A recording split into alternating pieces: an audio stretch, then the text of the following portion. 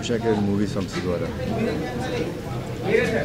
రామోజీ గారు స్థాపించిన సంస్థ ద్వారా తొలి చూపుదనే సినిమాతోనే నా సినీ ప్రస్తావన మొదలైందండి. అలా నేను ఒక్కనే కాదు, ఎంతోమంది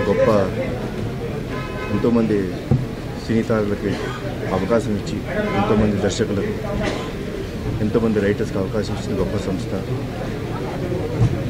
అలాగే బుల్లితెరలో ఎంతోమంది ఆర్టిస్టుని, సినీ దర్శకులను, రచయితలను పరిచయం చేశారు. ఈనాడు దినపత్రిక ద్వారా న్యూస్ మనకి చేరువ చేశారు. ఈటీవీ ద్వారా మనకి ఎన్నో న్యూస్ అందజేసిన గొప్ప వ్యక్తి రామోజీరావు గారు. అలాగే Ramoji film city, Asia's biggest film city కట్టి మా సినిమా వాళ్ళకి షూటింగ్ అనేది ఎంతైనా చాలా ఈజీగా చేశారు. సో అంత గొప్ప వ్యక్తి ఈరోజు లేరు మన మధ్య అంటే చాలా బాధగా ఉంది. ఆయన ఆత్మకు శాంతి చేకూరాలని, ఆయన కుటుంబ సభ్యులందరికీ ధైర్యాన్ని ఇవ్వాలని మా దేవుని మనస్ఫూర్తిగా కోరుకుంటున్నాను.